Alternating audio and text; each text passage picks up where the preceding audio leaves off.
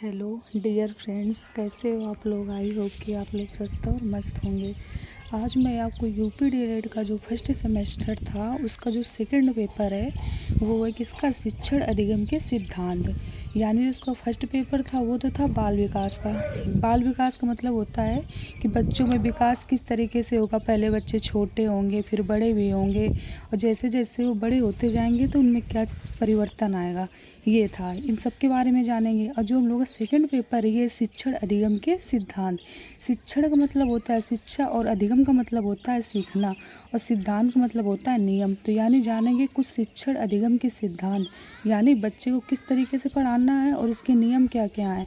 तो जो हम लोगों का ये सब्जेक्ट है शिक्षण अधिगम के सिद्धांत, इसके अंतर्गत हम लोग को यही पढ़ना है बस, कि सब किस तरीके से पढ़ाना है, ये सब जानकारियों के बारे में जानेंगे और कौन कौन सी विधियाँ हैं जो अपनाते चलेंगे। तो चलिए हम लोग अपने आज के टॉपिक को स्टार्ट करते हैं।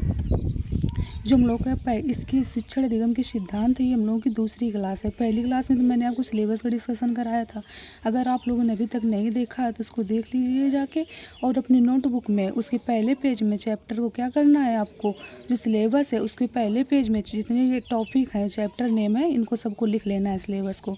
और दूसरी क्लास से आपको क्या करना है, यहाँ से आपका टॉपिक उठाया गया है और हम लोग डिस्कशन करेंगे। तो यहाँ से आपको साथ साथ नोट्स बनाते भी चलना है। तो चलिए आइए सिलेबस को आगे बढ़ाते हुए टॉपिक का डिस्कशन करते हैं। और अपने ये जो वीडियो है अपने दोस्तों तक पहुँचाइए ताकि उनकी भी हेल्प हो सके। और चैनल को लाइक और सब्सक्राइब करिए, जिससे आपको क्या हो, आगे आने वाली नोटिफिकेशन की वीडियो टाइम टू टाइम मिलती रहे। ठीक, तो चलिए अपने टॉपिक को आगे बढ़ाते हैं। हम लोगों का जो आज का टॉपिक है उसका नाम है शिक्षण। यानी जानते हैं ये जो शिक्षण होता है ये क्या होता है। शिक्षण को बोलते हैं टीचिंग। ठीक, और शिक्षण का मतलब होता है शिक्षा देना। कि जानेंगे कि शिक्षा किस प्रकार दी जाएगी और शिक्षा होता क्या है। तो चलिए अब आगे बढ़ते हैं। शिक्षण का अर्थ क्या होता है, चलिए शिक्षण के अर्थ को जानते हैं। पढ़ाना, शिक्षा देना, ज्ञान देना। यानी जो शिक्षण यानी जो शिक्षा होती है इसका अर्थ क्या होता है, पढ़ाना, शिक्षा देना, ज्ञान देना। यानी पढ़ाना है और क्या करना है, शिक्षा देनी है और ज्ञान देना है। जो अपने अंदर ज्ञान है वो किनको देना है, बच्चों को देना है। ठीक, तो शिक्षण का अर्थ क्या होता है। तो अगर एग्जाम में आ जाएगा कि शिक्षण का अर्थ क्या होता है तो आप लोग क्या लिखोगे कि शिक्षण का अर्थ होता है पढ़ाना, शिक्षा देना, ज्ञान देना या सिखाना। ठीक, ये सब क्या है, शिक्षण के अर्थ हैं। तो चलिए अब आगे बढ़ते हैं। ये जो शिक्षण होता है वो दो लोगों द्वारा पूरा होगा। किसके किसके द्वारा पूरा होगा, एक तो शिक्षार्थी होगा। ठीक, और एक कौन होगा, शिक्षक होगा। ठीक, अब देना क्या है दोनों को, शिक्षण। दोनों के बीच का जो है वो क्या है, शिक्षण। यानी जो शिक्षार्थी है यानी बच्चा, और शिक्षण यानी शिक्षण को क्या बोलते हैं, टीचिंग। और शिक्षक यानी अध्यापक, यानी अध्यापक क्या करेगा, शिक्षण किसको देगा, बच्चों को देगा। ठीक, इसका मतलब यही हुआ कि ये जो शिक्षण है किसको देना है, बच्चों को देना है, और देगा कौन, अध्यापक देगा। ठीक, तो चलिए अब आगे बढ़ते हैं। कई राज शिक्षण द्विमार्गी प्रक्रिया है जिसके द्वारा विचारों का आदान प्रदान होता है। यह शिक्षक शिक्षार्थी की उपस्थिति में संपन्न होने वाली अंतःक्रिया है एवं इस अंतःक्रिया का माध्यम पाठ्य पुस्तक होती है। यानी शिक्षण क्या है, द्विमार्गी प्रक्रिया है। द्विमार्गी का मतलब क्या हो गया कि एक तो अध्यापक हो गया और एक कौन हो गया, एक बच्चा हो गया। तो कहने का मतलब यही है कि जो शिक्षण है यानी शिक्षा वो दो मार्गी प्रक्रिया है, यानी दो लोगों के द्वारा संपन्न होगी। अध्यापक किसको देंगे, बच्चों को देंगे, जिसके द्वारा विचारों का आदान प्रदान होता है। विचारों का आदान प्रदान यानी हमारे माइंड में क्या चल रहा है, तो इन्हीं का क्या होगा, जब भाई बातचीत होगी तभी तो हम लोग के क्या होंगे, विचारों का पता चलेगा। तो वही कहा गया कि शिक्षण द्विमार्गी प्रक्रिया है। और द्विमार्ग में कौन कौन आएंगे, एक तो बच्चा आएगा और एक अध्यापक आएगा, जिसके द्वारा विचारों का आदान प्रदान होता है। यह शिक्षक शिक्षार्थी की उपस्थिति में संपन्न होने वाली अंतःक्रिया है एवं इस अंतःक्रिया का माध्यम क्या है, पाठ्य वस्तु है। यानी जो शिक्षण है वो द्विमार्गी प्रक्रिया है। क्यों द्विमार्गी प्रक्रिया है, क्योंकि एक बच्चा होगा और एक अध्यापक होगा। अध्यापक किसको शिक्षा देंगे, बच्चों को देंगे। ठीक, जिसके द्वारा अपने विचारों का आदान प्रदान होता है। यानी हमारे माइंड में क्या विचार चल रहे हैं तो अध्यापक किसको बताएंगे, बच्चों को, और बच्चों किसको बताएंगे, अध्यापक को। क्या शिक्षा अकेले हो जाएगी, नहीं हो पाएगी, दो लोगों के द्वारा होगी। क्या कोई कह देगा अकेले बातचीत कर लो, क्या अकेले कोई बातचीत कर पाएगा, नहीं कर पाएगा। जब तक क्या होंगे, दो लोग नहीं होंगे। एक तो सामने वाला बताएगा और दूसरा क्या करेगा, सुनेगा, और जब दूसरा बताएगा तब सामने वाला सुनेगा। तो यही कहा गया है कि जो टीचर होंगे वो मतलब अध्यापक होंगे, वो बच्चों को बताएंगे अपने बारे में, विचारों के बारे में। जो बच्चा पूछेगा तो उसके अब फिर इसके बाद बच्चे की बारी आई, जब बच्चा पूछेगा तब तो टीचर बताएंगे। तो वही कहा जा रहा है कि दोनों का क्या होगा, आदान प्रदान होगा, दोनों के विचारों का होगा।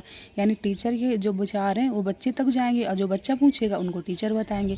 तो वही कहा गया है कि यह शिक्षार्थी की उपस्थिति में संपन्न होने वाली अंतःक्रिया है। तो यानी यह शिक्षक मतलब हो गए अध्यापक, और शिक्षार्थी यानी कौन हो गए, बच्चे। तो यानी दोनों के शिक्षक और बच्चे दोनों के द्वारा ही क्या होगा, दोनों की उपस्थिति में ही संपन्न होगी क्रिया। अकेले हो ही नहीं पाएगी। कोई सोचे कि बच्चे केवल, जब तक टीचर ना होगा तो फिर बच्चे को कैसे क्या बात पता चलेगी, और जब बच्चे या टीचर नहीं है तो फिर बच्चे भी अपने विचारों को कैसे आदान प्रदान करेंगे। तो वही कहा गया है कि शिक्षण क्या है, द्विमार्गी प्रक्रिया है।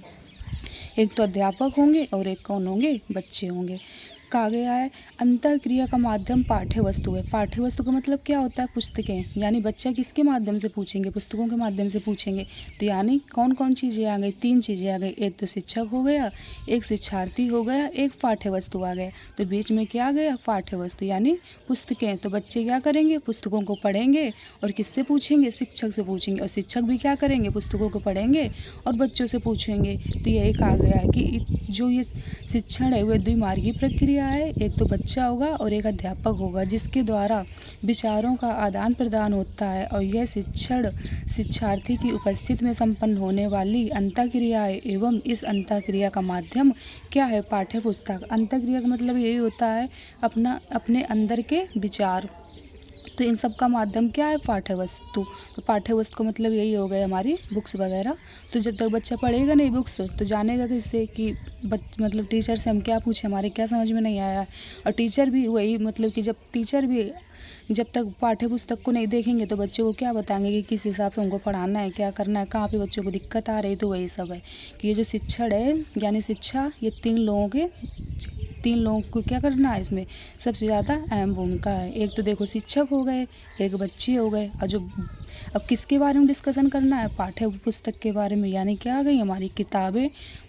तो यही सब हो गया, ठीक। तो यानी तीन चीज़ें हो गई, एक शिक्षक हो गए, एक विद्यार्थी हो गए, एक पाठ्य वस्तु। पाठ्य वस्तु का मतलब यही होता है बुक। तो आई होप आप लोगों को यहाँ तक बहुत अच्छे तरीके से समझ में आया होगा, और आपने क्या किया होगा, प्रॉपर नोट्स भी बनाते चले होंगे। रटना कुछ भी नहीं है, अपने जीवन लाइफ से रिलेटेड करके ही पढ़ना है आप लोगों को, कि अपने आप को रिलेट करना है। कि जब हम लोग क्लास में जाया करते थे, बच्चे हुआ करते थे, तो हम लोग कैसे क्या किया करते थे, कैसे बैठा करते थे, फिर अपने सर से या मैम से किस तरीके से क्वेश्चन पूछा करते थे, वो हमें किस तरीके से पढ़ाया करते थे। तो एज ए टीचर और एज ए बच्चा अपने आप को वैसे रख के समझते चल रहा है चीज़ों को, तो आपको बहुत अच्छे तरीके से समझ में भी आएंगी। और क्या करना, बिल्कुल भी रटना नहीं है। यही शिक्षण अधिगम के सिद्धांत, इसका मतलब यही है कि आगे चल के आप लोग भावी अध्यापक बन चुके हो तो आपको आगे चल के किस तरीके से बच्चों को पढ़ाना है, ये इसका मतलब ये होता है। ये जो बाल विकास है और शिक्षण अधिगम के सिद्धांत, ये आपने कभी सब्जेक्ट नहीं पढ़े होंगे। ये सब आपको इसमें सीखना है कि बाल विकास का मतलब होता है कि बच्चा किस तरीके से विकास हुआ, छोटा है, बड़ा है, किस तरीके से क्या हुआ। शिक्षण अधिगम के सिद्धांत हैं जो दूसरा सब्जेक्ट, इसमें यही है कि शिक्षा किस तरीके से बच्चों को हम लोग को देनी है, क्या पढ़ाना है, यही सब इसके बारे में जानोगे। चलिए, कहा गया शिक्षण द्विमार्गी प्रक्रिया है। बच्चा और अध्यापक द्विमार्गी क्यों है, क्योंकि एक बच्चा हो गया और एक अध्यापक हो गया, जिसके द्वारा विचारों का आदान प्रदान होता है। ये शिक्षक शिक्षार्थी की उपस्थिति में संपन्न होने वाली अंतःक्रिया है। एवं इस अंतःक्रिया का माध्यम पाठ्य वस्तु है। तो अभी आपको हमने बहुत अच्छे तरीके से समझाया था, एक बार फिर से इसका रिवीजन करा दिया। द्विमार्गी प्रक्रिया का मतलब यही होता है कि एक बच्चा हो गया और एक अध्यापक हो गया, ठीक। और अंतःक्रिया का माध्यम क्या है, पाठ्य वस्तु, यानी अंदर के विचार जो हैं। तो जब पाठ्य पुस्तक को पढ़ेंगे तभी पता चलेगा कि हमें कहाँ पे प्रॉब्लम आ रही है, कहाँ पे नहीं आ रही है। तो यही है। तो आई होप कि आप लोगों को यहाँ तक बहुत अच्छे तरीके से समझ में आया होगा, और आपने क्या किया होगा, नोट्स भी बनाते चल रहे होंगे। तो अब आगे पढ़ते हैं। शिक्षण कार्य वह प्रक्रिया है जिसके द्वारा एक शिक्षक अपने छात्रों को ज्ञान एवं कौशल प्रदान करता है। ज्ञान एवं कौशल को प्रभावित करने वाली कार्य प्रक्रिया एवं कला को शिक्षण कहते हैं। यानी शिक्षण क्या है? कह रहे हैं कि शिक्षण एक क्या है? प्रक्रिया, जिसके द्वारा एक शिक्षक अपने छात्रों को क्या करता है? ज्ञान और एवं कौशल प्रदान करता है। कौशल का मतलब क्या होता है? स्किल होता है, ठीक। और ज्ञान का मतलब क्या होता है? ज्ञान का मतलब होता है नॉलेज। तो क्या करता है शिक्षण?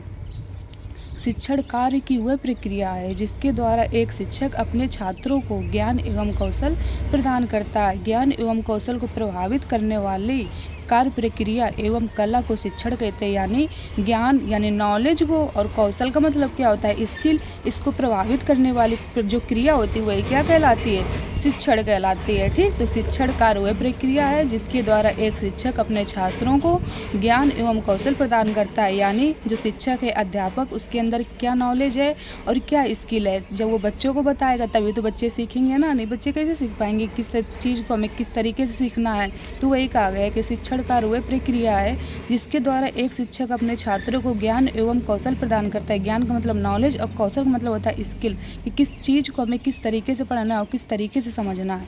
तो वही क्या, ये सब कौन बताता है बच्चों को? टीचर ही तो बताता है ना। तो वही कहा गया है कि शिक्षण कार्य वह प्रक्रिया है जिसके द्वारा एक शिक्षक अपने छात्रों को ज्ञान एवं कौशल क्या करता है? प्रदान करता है। ज्ञान एवं कौशल को प्रभावित करने वाली कार्य प्रक्रिया एवं कला शिक्षण कहलाती है। यानी जो ज्ञान यानी नॉलेज अब कौशल का मतलब होता है स्किल, इसको जो प्रभावित करने वाली प्रक्रिया होती है वही क्या कहलाती है? शिक्षण कहलाती है, ठीक। तो आई होप आप लोगों को यहाँ तक बहुत अच्छे तरीके से समझ में भी आया होगा और आप क्या करते हो? चल रहे होंगे, नोट्स भी बहुत अच्छे तरीके से बनाते चल रहे होंगे। तो चलिए अब आगे बढ़ते हैं। आगे की राह शिक्षण की आवश्यकता एवं महत्व, यानी जानते हैं कि जो शिक्षण होता है इसकी आवश्यकता क्या है और इसका महत्व क्या है। तो चलिए इसका जो पहला पॉइंट है वो क्या है? कह रहा है शिक्षण एक कौशल युक्त प्रक्रिया है। शिक्षण का तात्पर्य ज्ञान प्रदान करना है। यानी जो शिक्षण है वो एक क्या है? कौशल युक्त प्रक्रिया है, यानी एक स्किल है जिसके द्वारा जिसका तात्पर्य क्या है? कि ज्ञान प्रदान करना है। ज्ञान किसको प्रदान करना है? बच्चों को प्रदान करना है। कौन प्रदान करेगा? टीचर प्रदान करेगा। तो टीचर क्या करेगा? बच्चों को सिखाएगा, पढ़ाएगा। तो वही कहा गया है कि शिक्षण एक क्या है? प्रक्रिया, कौशल युक्त प्रक्रिया है। शिक्षण का तात्पर्य ज्ञान प्रदान करना है। किसको ज्ञान प्रदान करना है? बच्चों को ज्ञान प्रदान करना है। तो चलिए अब आगे बढ़ते हैं। दूसरा पॉइंट देखिए क्या कह रहा है। दूसरा पॉइंट कह रहा है छात्रों के व्यवहारों एवं मनोवृत्तियों में शिक्षण द्वारा परिवर्तन लाया जा सकता है। यानी बच्चे वो किस तरीके से बात कर रहे हैं, उनका व्यवहार क्या है, किस तरीके से बात कर रहे हैं। कोई बच्चे होते नहीं है कि उनकी फैमिली का जब माहौल ही नहीं अच्छा है तो स्कूल में भी जाके उसी तरीके से बात करने लगते हैं। तो जब टीचर देखेंगे बच्चे की बातों को सुनेंगे तो फिर टीचर क्या करेंगे? उनको समझाएंगे, मतलब कि उनके विचारों को बदलेंगे, बोलेंगे कि किस तरीके से बात करनी है। क्या जाए बच्चा, उसके घर का माहौल नहीं सही है, स्कूल में जाए तू करके बात करने लगे। फिर शिक्षक सिखाते हैं, टीचर ने सुन लिया कि बच्चा क्या कर रहा है, तू करके बात कर रहा है। तो फिर जो शिक्षक होंगे, अध्यापक, कहेंगे नहीं कि बच्चे को समझाएंगे कि बेटा किस तरीके से बात की जाती है, तुम बोला जाता है, अपने से बड़ों को आप लगा के बात की जाती है। तो यही सब व्यवहार होता है कि बच्चे को क्या करते हैं, बच्चों के व्यवहारों में परिवर्तन लाया जा सकता है। कौन लाते हैं? टीचर लाते हैं। तो यही व्यवहार का मतलब हुआ कि बच्चे जब जाते हैं स्कूल में तो अच्छे तरीके से बात नहीं करते हैं, लेकिन जब टीचर होंगे देखेंगे कि बच्चे व्यवहार नहीं कर रहा है तो उनको सिखाएंगे। तो वही कहा गया है कि छात्रों के व्यवहारों एवं मनोवृत्तियों में शिक्षण द्वारा परिवर्तन लाया जा सकता है। तो यानी जब पढ़ाया जाएगा तो क्या किया जाएगा? तो बच्चों के क्या होगा? व्यवहार में भी परिवर्तन होगा। यानी बच्चे क्या करेंगे? अच्छे से बातचीत करना भी सीख जाएंगे। तो यही कहा गया है। तो चलिए अब अगला पॉइंट क्या है।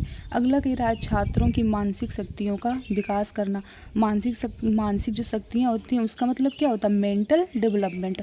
यानी जब बच्चा जाता है स्कूल में तो उसकी इतनी समझ नहीं होती, वो चीज़ों को नहीं समझ पाता है। बस जो घर में रहेगा वही तो समझ पाएगा, जो देखेगा वही समझ पाएगा। लेकिन जब स्कूल में जाएगा 4 बच्चों को देखेगा, जब जाएगा स्कूल में 4 बच्चों को देखेगा, इसके बाद बुक्स देखेगा, नई नई किताबें देखेगा, नए नए बच्चों को देखेगा, कौन बच्चा क्या पढ़ रहा है, कैसे पढ़ा रहा है, टीचर हैं तो कैसे पढ़ा रहे हैं, हमारे स्कूल में क्या किस तरह का माहौल है, कैसा क्या है, तो उसका माइंड भी क्या होगा? ग्रोथ करेगा ना। तो वही कहा गया है कि छात्रों की मानसिक शक्तियों का भी विकास होता है। ठीक, तो चलिए अब आगे बढ़ते हैं।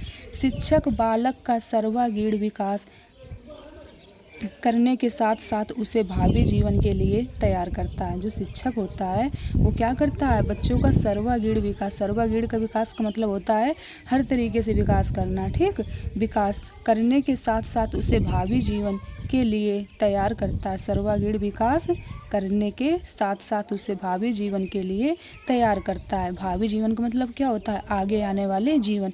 यानी शिक्षक जो होता है वो बालक का क्या करता है, सर्वागीण विकास करता है। सर्वागीण विकास का मतलब उसे मेंटल डेवलपमेंट यानी मानसिक विकास से भी, शारीरिक विकास से भी, और क्या करेगा मतलब कि हर तरीके से इम्प्रूव करता है। वही चीज़ बताया नहीं था कि जब बच्चा जाता है तो उसकी मेंटल माइंड का मतलब सोचने की क्षमता उतनी अच्छी नहीं होती, लेकिन जब वो पढ़ता है स्कूल में जाके नए नए बच्चों को देखता है तो धीरे धीरे उसके माइंड का जो सोचने की क्षमता होती है वो इम्प्रूव होती है ना। शारीरिक विकास मतलब ये कि जब स्कूल में जाएगा बच्चा तो टीचर बताएगा ना कि क्या पर खाना है, किस टाइम खाना है, कुछ भी नहीं खाना है, कैसे खाते रहो। तो वही कहा गया है कि बच्चे का क्या करता है टीचर, सर्वागीण विकास करता है। यानी हर तरीके का जो विकास है वो किसके माध्यम से होता है, शिक्षक के माध्यम से होता है। अगर आपकी फैमिली के बाद कोई दूसरा होता है तो वो आपका शिक्षक ही होता है। आपकी फैमिली के जो मम्मी पापा होंगे और भी जो सदस्य होंगे वो आपको बताएंगे कि आपको किन चीज़ों के बारे में किस तरीके से सोचना है, क्या काम करना है, कोई भी नहीं करना है। इसके बाद जो आप लोगों का होते हैं वो टीचर ही होते हैं, जो आपका जीवन क्या करते हैं, बदलते हैं। एक बच्चा होता है जब स्कूल में जाता है तो जिसको ABCD तक नहीं आती है तो टीचर ही तो जानते हैं ना, टीचर ही तो सिखाते हैं ना कि किस तरीके से बच्चे को सिखाना। जिसको ABCD तक नहीं आ रही है तो इसको हिंदी पढ़नी और इंग्लिश पढ़नी कैसे आ जाएगी। तो पहले बच्चों को क्या करते हैं, मतलब कि छोटे से लेके बड़े तक पहुँचाते हैं, यानी सबसे ईजी चीज़, फिर उसके बाद टफ, फिर बढ़ाते चले जाते हैं। तो वही कहा गया है कि शिक्षक क्या करते हैं, बालक में सर्वागीण विकास करते हैं। यानी हर तरीके से मेंटल डेवलपमेंट मतलब सोचने की क्षमता भी, शारीरिक विकास भी, हर तरीके का कि माहौल किस तरीके से हमको रहना। भावी जीवन का मतलब होता है आगे आने वाला जीवन, यानी आगे चल के बच्चे की भी फैमिली बनेगी ना, तो उसके लिए क्या करते हैं, तैयार करते हैं कि आगे चल के आपको अपने परिवार को किस तरीके से चलाना है, किस तरीके से मैनेज करना है, अपने किस तरीके से करना है। जब अच्छे तरीके से, जब बच्चा नॉलेजेबल ही नहीं होगा, उसे पता ही नहीं होगा, अच्छे से सीखेगा ही नहीं, तो फिर उसकी परिवार क्या होगा, अच्छा हो पाएगा, नहीं हो पाएगा। तो वही कहा गया है कि उसे भावी जीवन के लिए भी तैयार करता है। यानी जब बच्चा बिल्कुल छोटा होगा तो स्कूल में जाता है, उसे कुछ नहीं पता होता, बिल्कुल जीरो लेवल का होता है, तो टीचर के माध्यम से ही तो टीचर ही तो धीरे धीरे उसे क्या करते हैं, इम्प्रूव करते हैं। वही कहा गया है कि धीरे धीरे बढ़ाते चले जाते हैं। और एक टाइम ऐसा आता है कि जब बच्चा क्या होता है, बहुत अच्छा नॉलेजेबल हो जाता है, यानी बहुत अच्छा सीख जाता है, हर चीज़ों के बारे में समझदारी आ जाती है। फिर उसका क्या होता है, उसको भी आगे चल के परिवार बनता है। ऐसी बात है, जब कोई अच्छा होगा, पढ़ा लिखा होगा, तो फिर वो क्या करेगा, उसका परिवार भी बहुत अच्छे तरीके से चलेगा। इसलिए क्या है, शिक्षा बहुत ज़रूरी है। तो वही जो है, तो इसके लिए क्या करते हैं, जो शिक्षक होते हैं वही बच्चों को क्या करते हैं, आगे आने वाले जीवन के लिए भी तैयार करते हैं। तो आई होप कि आप लोगों को ये पॉइंट बहुत अच्छे तरीके से समझ में आया होगा। चलिए हम लोग आगे बढ़ते हैं। शिक्षण के द्वारा छात्रों में क्रियाशीलता, संगठन क्षमता एवं व्यवहारिक गुणों का विकसित किया जाता है। जो शिक्षण के द्वारा यानी पढ़ना, मतलब शिक्षक जब पढ़ेंगे तो वही कहा गया कि शिक्षण के द्वारा यानी ज्ञान के द्वारा ही छात्रों में क्रियाशीलता, संगठन क्षमता एवं व्यवहारिक गुणों का विकास किया जाता है। क्रियाशीलता मतलब ये होता है क्रिया की किस तरीके से हमको क्या करना है, और व्यवहारिक गुण का मतलब ये होता है व्यवहार कि हमको किस तरीके से किससे बात करनी है। तो ये सब किसके माध्यम से होगा, शिक्षण के माध्यम से ही होगा। अब जिन लोग पढ़े लिखे नहीं है तो उनको क्या है, नहीं पता है कि हमें किस तरीके व्यवहार करना चाहिए, किससे किस तरीके से बात करनी चाहिए। तो वही कहा गया है कि शिक्षण के द्वारा छात्रों में क्रियाशीलता, संगठन समता एवं व्यवहारिक गुणों को क्या किया जाता है, विकसित किया जाता है। यानी हमें किस तरीके से किससे व्यवहार करना है, किस तरीके से किससे बातचीत करनी है, ये सब किसके द्वारा हो पाता है, शिक्षण के द्वारा ही हो पाता है। तो चलिए एक बार हम लोग फिर से जो शिक्षण की आवश्यकता एवं महत्व है इसके पॉइंट्स को क्या करते हैं, फिर से एक बार पढ़ते चलते हैं। शिक्षण एक कौशल युक्त प्रक्रिया है। शिक्षण का तात्पर्य ज्ञान प्रदान करना है। छात्रों के व्यवहार एवं मनोवृत्तियों में शिक्षण द्वारा परिवर्तन लाया जा सकता है। तो यानी छात्रों के व्यवहार एवं मनोवृत्तियों में शिक्षण द्वारा, मतलब मेन पॉइंट ये है कि पढ़ाई के द्वारा ही यानी नॉलेज के द्वारा ही क्या किया जाता है, कोई भी चीज़ उसको बदला जा सकता है, मानसिक रूप से भी, शारीरिक रूप से भी, अपने व्यवहार में भी। अगर कोई पढ़ा लिखा ही नहीं है तो उसको नहीं पता है कि हमें किस तरीके से क्या चीज़ें करनी है। तो वही मेन उद्देश्य केवल यही है कि शिक्षण यानी नॉलेज के द्वारा ही क्या किया जाता है, हर तरीके से सब कुछ मतलब हम लोगों को फ़ायदा ही फ़ायदा होता है। यानी अपने व्यवहार में भी परिवर्तन लाएँगे, हम लोग बातचीत करना भी सीखेंगे। इसके बाद सोचने की जो क्षमता होगी वो भी इम्प्रूव होगी हमारी, और जो आगे चल के हम लोग का परिवार है यानी वो किस तरीके से चलाना है, किस तरीके से किससे बात करनी है, और किस तरीके से हमको किससे किस टाइम बात करनी है, और किससे किस तरीके से बात करनी है, और किसको क्या सिखाना है, ये सब हमको किसके द्वारा पता चलता है? शिक्षा के द्वारा ही पता चलता है। वही चीज़ मतलब सिखाने का मतलब ये है कि बच्चा है, गया, अब मान लीजिए छोटा है अभी, वो गया अभी स्कूल में, अब उसको ABCD नहीं आती, आपने उसको डायरेक्ट बुक दे दिया पढ़ने के लिए, कहा पढ़ो, तो वो कैसे पढ़ पाएगा? नहीं पढ़ पाएगा ना। तो पहले हमें क्या करना पड़ेगा? उसको छोटी चीज़ सिखानी पड़ेगी, यानी ABCD से स्टार्ट करनी पड़ेगी। जब वो पहले ABCD सीख जाएगा तब उसको बुक समझ में आएगी, तब वो बुक पढ़ना स्टार्ट करेगा। तो वही कहा गया कि शिक्षक बालक का सर्वांगीण विकास करने के साथ साथ उसे भावी जीवन के लिए तैयार करता है। यानी जो शिक्षक होता है वो बच्चों को क्या करता है? हर तरीके से बदलता है। सोचने की जो क्षमता होती है, मेंटल डेवलपमेंट के साथ-साथ उसे क्या करता है? शरीर के बारे में बताता है कि शरीर को किस तरीके से विकास किया जाए, मतलब कि किस तरीके से खान-पान लिया जाए, किस टाइम से मतलब खेलना, कूदना सारे काम ज़रूरी हैं, तभी तो हमारा शरीर अच्छा रहेगा ना। तो ये सब इन सब के लिए कौन बताता है? शिक्षक बताता है कि बच्चों में किस तरीके से इस तरीके से चलें तो किस तरीके से चेंजेस आएँगे। इसके बाद सर्वांगीण विकास कौन करता है? शिक्षक ही करता है। और भावी जीवन को मतलब आगे आने वाले जीवन के लिए कि आगे चल के आप लोगों को अपने परिवार कैसे चलाना है और किस तरीके से अपने बच्चों को रखना है। तो ये सब किसके द्वारा पॉसिबल है? शिक्षा के द्वारा पॉसिबल है। और कौन सिखाता है? ये सब शिक्षक बताते हैं कि किस तरीके से क्या करना है। शिक्षण के द्वारा छात्रों में क्रियाशीलता, संगठन, समता एवं व्यवहारिक गुणों को विकसित किया जाता है। व्यवहारिक गुणों का मतलब यही होता है कि बातचीत करना, किस तरीके से बात करनी है। जब कोई पढ़ा लिखा ही नहीं होगा तो बातचीत अच्छे से कर पाएगा क्या? नहीं कर पाएगा ना। और जो एक मतलब कि आप लोग अनपढ़ व्यक्ति को खड़ा कर देना और एक जो पढ़ा लिखा शिक्षित हो उसको खड़ा कर देना, आप लोगों की बातचीत से थोड़ी ही बात करेगा ना, तुरंत समझ में आ जाएगा कि ये इस मतलब कि ये कितना पढ़े है और ये इसके माइंड का जो लेवल है वो क्या है, और जो इसके माइंड का लेवल है वो क्या है। तो वही कहा गया कि शिक्षण के द्वारा छात्रों में क्रियाशीलता, संगठन, समता एवं व्यवहारिक गुणों को विकसित किया जाता है। ठीक, तो व्यवहार के माध्यम से पता चल जाता है। तो चलिए अब आगे बढ़ते हैं। जो हम लोगों का रिवीजन था आप लोगों को यहाँ तक बहुत अच्छे तरीके से समझ में आया होगा। 2 शिक्षा केंद्रित होती है, एक शिक्षा होती है शिक्षक केंद्रित शिक्षा होती है और एक होती है बाल केंद्रित शिक्षा। अगर आपके एग्जाम में आ जाए कि शिक्षक केंद्रित शिक्षा क्या होती है, तो इसमें क्या होता है? जो शिक्षक होता है वो केंद्र में होता है, शिक्षक केंद्र में होता है। ठीक, यानी अध्यापक जो होते हैं वो क्या होते हैं? केंद्र में होते हैं। यानी अध्यापक की रिकॉर्डिंग सारी चीज़ें होती हैं। ठीक, तो इसका क्या बोलते हैं? शिक्षक केंद्रित शिक्षा। और एक होती है हमारी छात्र केंद्रित शिक्षा। आजकल जो प्रेजेंट टाइम में है तो यही चल रही है, छात्र केंद्रित शिक्षा। तो इसको जो केंद्र में होता है वो कौन होता है? छात्र होता है। यानी क्या होता है? बच्चे की रिकॉर्डिंग सारी चीज़ें होती हैं कि बच्चा मतलब किस हिसाब से वही चीज़ कि मतलब बच्चे जैसे मान लीजिए कि छोटी क्लास में है, अभी उसको ABCD पढ़ना नहीं आता है, यानी मात्राओं का ज्ञान नहीं है, तो हम उसको बुक से दे दें पढ़ने के लिए तो पढ़ पाएगा? नहीं पढ़ पाएगा। तो हमें क्या करना पड़ेगा? छात्र के रिकॉर्डिंग की चीज़ों को क्या करनी पड़ेगी? चलना पड़ेगा कि अभी छात्र को जब बुक पढ़ मतलब कि जब उसको ABCD ही नहीं आती, मात्राओं का ज्ञान ही नहीं है, तो उसको बुक तो पढ़ा नहीं सकते हम। तो पहले हमें क्या करना पड़ेगा? पहले हमें उसकी मात्राओं का ज्ञान कराना पड़ेगा और उसको क्या करना पड़ेगा? ABCD सिखानी पड़ेगी। तो वही कहा गया है कि छात्र केंद्रित शिक्षा, यानी प्रेजेंट टाइम में यही चल रही है कि छात्र के अनुसार ही क्या करना है? शिक्षक को चीज़ें देखनी है कि मतलब छात्र कैसा है, किस हिसाब का है, उसी हिसाब से हमको क्या करना है? अपनी शिक्षा प्रोवाइड करानी, तभी छात्र आगे बढ़ पाएगा। और जो अध्यापक की रिकॉर्डिंग चीज़ें हो जाएंगी तो फिर सारे बच्चों के लिए वही चीज़ हो जाएगी। और सबके सारे बच्चे समान नहीं होते हैं, कोई ये तो जल्दी सीख जाता है, किसी को तो टाइम लगता है, होता है कि नहीं होता है। तो वही कहा गया, इसीलिए क्या कहा गया है कि जो शिक्षा हो मतलब प्रेजेंट टाइम में तो वो कैसी होनी चाहिए? छात्र केंद्रित होनी चाहिए। यानी बच्चे की रिकॉर्डिंग कि बच्चा किस हिसाब का है उस हिसाब से उसको क्या करनी है? शिक्षा देनी है। तो आई होप आप लोगों को यहाँ तक बहुत अच्छे तरीके से समझ में आया होगा और आपने क्या किया होगा? प्रॉपर नोट्स भी बहुत अच्छे तरीके से बनाया होगा। तो चलिए अब क्या करते हैं? आगे बढ़ते हैं। आगे कह रहा है शिक्षण का क्षेत्र एवं प्रकृति, यानी जो शिक्षण होता है उसका क्षेत्र क्या है और उसकी प्रकृति किस प्रकार की है। शिक्षण एक सुउद्देशीय प्रक्रिया है। सुउद्देशीय का मतलब क्या होता है? कि शिक्षण का एक उद्देश्य होता है। क्या उद्देश्य? चलिए पढ़ते हैं। शिक्षण का एक विशिष्ट उद्देश्य होता है जिसको ध्यान में रखकर शिक्षण कार्य किया जाता है। तो यानी जो शिक्षण है इसका क्या होता है, एक उद्देश्य होता है। उद्देश्य का मतलब यही होता है कि कोई भी चीज़ हो, एक हम लोग उद्देश्य नहीं लेके चलते हैं, एक एम नहीं लेके चलते। जैसे आप लोग बेटी से कर रहे हो तो किस लिए कर रहे हो कि आगे चल के हम लोगों को क्या करना है, टीचर बनना है, इसीलिए तो हो रहे हो ना। तो यही कहा गया कि शिक्षण का एक क्या होता है, विशिष्ट उद्देश्य होता है। यानी कोई बच्चा है जब स्कूल में जाता है तो उसके पेरेंट्स भी यही सोचते हैं ना कि हमारा बच्चा क्या करेगा, पढ़े लिखेगा। तो फिर जब तो वही कहा जाता है कि एक उद्देश्य होता है। जैसे मान लीजिए कि टीचर ही है तो उनको क्या काम है, बच्चों को पढ़ाना है।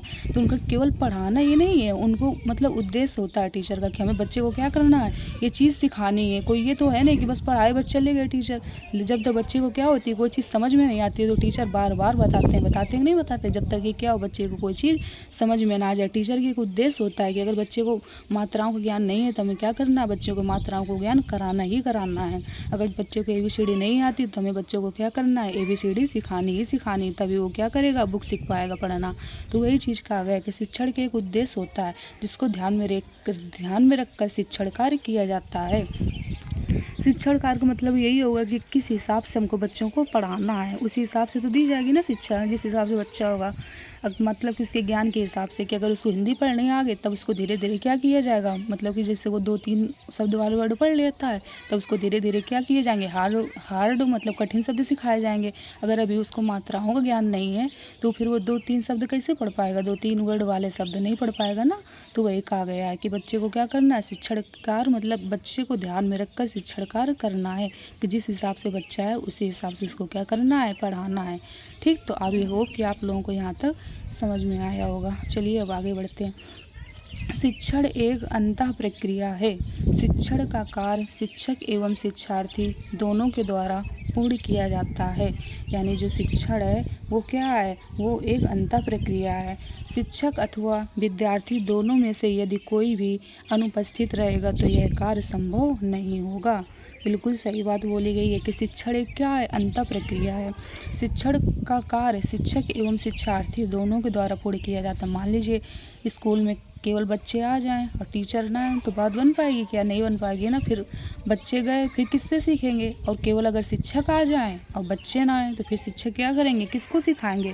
तो वही कहा गया है कि शिक्षण का कार्य यानी जो शिक्षा देने का कार्य है वो क्या है, शिक्षक एवं शिक्षार्थी दोनों के द्वारा पूर्ण किया जाता है। यानी अध्यापक भी होगा और क्या होंगे, शिक्षार्थी यानी बच्चे होंगे, दोनों के द्वारा क्या किया जाएगा, पूर्ण किया जाएगा। ठीक, शिक्षक अथवा विद्यार्थी दोनों में से यदि कोई भी अनुपस्थित रहेगा तो यह कार्य संभव नहीं होगा। यानी मान लीजिए अगर शिक्षक आ गए, बच्चे नहीं है तो फिर कैसे बन पाएगा, शिक्षक किसको पढ़ाएंगे। और अगर विद्यार्थी पहुंच गए, अगर शिक्षक ही नहीं है तो फिर बात भी नहीं बन पाएगी। तो वही कहा गया है कि ये जो शिक्षण कार्य की प्रक्रिया है वो किसके द्वारा पूर्ण होगी, शिक्षक और शिक्षार्थी दोनों में से यदि कोई एक भी अनुपस्थित है यानी एक नहीं है तो फिर क्या होगा, यह कार्य संभव नहीं है। इसलिए क्या करना है, दोनों का उपस्थित होना बहुत ज़रूरी है। तो आई होप कि आप लोगों को यहाँ तक चीज़ें बहुत अच्छे तरीके से समझ में आई होंगी और आपने क्या किया होगा, प्रॉपर नोट्स भी बनाया होगा। तो आज हम लोगों ने जाना कि शिक्षण क्या होता है, जाना कि नहीं जाना, और आप लोगों ने क्या किया होगा, नोट्स भी बना लिया होगा। शिक्षण जाना, शिक्षण का अर्थ जाना कि इसका अर्थ क्या होता है, इसके बाद जाना कि शिक्षण की आवश्यकता एवं महत्व क्या होता है, ये सब जाना। ये जाना कि शिक्षक केंद्रित शिक्षा क्या होती है और बाल केंद्रित शिक्षा क्या होती है, ये सब जाना। तो आई होप कि आप लोगों को यहाँ तक चीज़ें बहुत अच्छे तरीके से समझ में आई होंगी और आपने क्या किया होगा, प्रॉपर तरीके से नोट्स बनाया होगा। इसी तरीके से हम लोग अपने सिलेबस को आगे बढ़ाएंगे और टॉपिक को क्या करेंगे, एक एक टॉपिक को उठाएंगे और बहुत अच्छे तरीके से डिस्कशन करेंगे। तो आई होप कि आप लोगों को यहाँ तक चीज़ें बहुत अच्छी तरीके से समझ में आई होंगी। यही कहा गया कि आपको कुछ भी रटते नहीं चलना, बिल्कुल समझ समझ के करते चलना है और नोट्स भी बनाते चलना है, ताकि आप लोगों को अभी तो हेल्प करे, आगे चल भी आप लोगों को क्या करे, हेल्प करें। अभी से आप लोग पढ़ते चलेंगे तो आप लोगों को कोई भी दिक्कत नहीं होगी। इस तरह थोड़ा थोड़ा बिल्कुल चीज़ों को समझते चलेंगे। एक दिन इंसान रट तो लेगा कोई भी चीज़ होगी लेकिन समझ नहीं पाएगा। समझने के लिए हमको क्या करना पड़ता है, पहले से ही तैयार होकर चलना पड़ता है, मतलब पहले से ही थोड़ा थोड़ा पढ़ते चलना होता है। इसलिए आप लोग क्या करिए, प्रॉपर नोट्स बनाते चलिए और प्रॉपर तरीके से पढ़ते चलिए, जिससे आप लोगों को क्या हेल्प हो। और आप ये वीडियो आप लोग क्या करिए, अपने दोस्तों तक शेयर करिए ताकि उनको भी हेल्प हो सके। इसलिए आज की जो क्लास है हम लोग यहीं तक रखते हैं और आगे क्या करेंगे, अगले दिन से नेक्स्ट टॉपिक को उठाएंगे और प्रॉपर तरीके से क्या करेंगे, बहुत अच्छे तरीके से डिस्कशन करेंगे। धीरे धीरे हम लोग को क्या हो गई है, फर्स्ट सेमेस्टर की सभी सब्जेक्ट की क्लास स्टार्ट कर दी गई है। तो आप लोग क्या करिए, नोट बना लीजिए और लिखते चलिए। नोट्स बनाते चलेंगे तो आप लोगों को दिक्कत नहीं होगी और आप लोगों की एग्जाम टाइम में भी क्या होगी, हेल्प होगी। तो आप लोगों को क्या करना है, कोई एक सब्जेक्ट नहीं पकड़ के चलना है कि एक सब्जेक्ट, सारे सब्जेक्ट के नोट बनाने हैं। सारे सब्जेक्ट के नोट्स बनाने चलोगे तो आप लोगों को कोई भी दिक्कत नहीं होगी। और अभी से बनाते चलना है और वीडियो क्या करना है, अपने दोस्तों तक शेयर करना है, जिससे क्या हो, उनकी भी हेल्प हो सके। और इसी तरीके से हम लोग क्या करेंगे, टॉपिक को आगे बढ़ाएंगे और नेक्स्ट क्लास में इसी तरीके से फिर दूसरा टॉपिक उठाएंगे, फिर उसका प्रॉपर तरीके से क्या करेंगे, डिस्कशन करेंगे। इसलिए अगर आप लोगों ने पहली क्लास नहीं देखोगे तो फिर आप लोगों को दूसरी समझ में नहीं आएगी, अगर दूसरी नहीं देखोगे तो तीसरी भी नहीं समझ में आएगी। इसलिए क्या करना, बिल्कुल आपको सीरियल से यानी क्रम से एक एक क्लास को देखते चलना है और प्रॉपर तरीके से नोट्स भी बनाते चलना है, जिससे क्या हो, आप लोगों को कोई दिक्कत ना हो। ठीक, अगर नहीं बना पाओगे तो फिर दिक्कत होगी। इसीलिए कह रहे हैं कि आपको क्या करना है, बहुत अच्छे तरीके से नोट्स बनाते चलना है। और इसमें जो हम लोग के डीएलएड यानी बीटीसी, इसमें 8 सब्जेक्ट हैं, तो आपको क्या करना है, 8 कॉपी खरीद लेनी। जो ये 50-50 नंबर वाले पेपर हैं, इसके लिए थोड़ी आपको मोटी कॉपी खरीदनी पड़ेगी और जो 25 नंबर वाले हैं, इनके लिए थोड़ी पतली कॉपी खरीदनी पड़ेगी। तो आप लोग अपने अकॉर्डिंग नोट्स बना लीजिएगा, मतलब रजिस्टर ले लीजिएगा और जैसे पढ़ाते चलें उसी हिसाब से आपको क्या करना है, नोट्स बनाते चलना है। तो आई होप कि आप लोगों को क्लास बहुत अच्छे तरीके से समझ में आई होगी। तो आज के हम लोग क्लास को यहीं तक रखते हैं। Okay, thank you.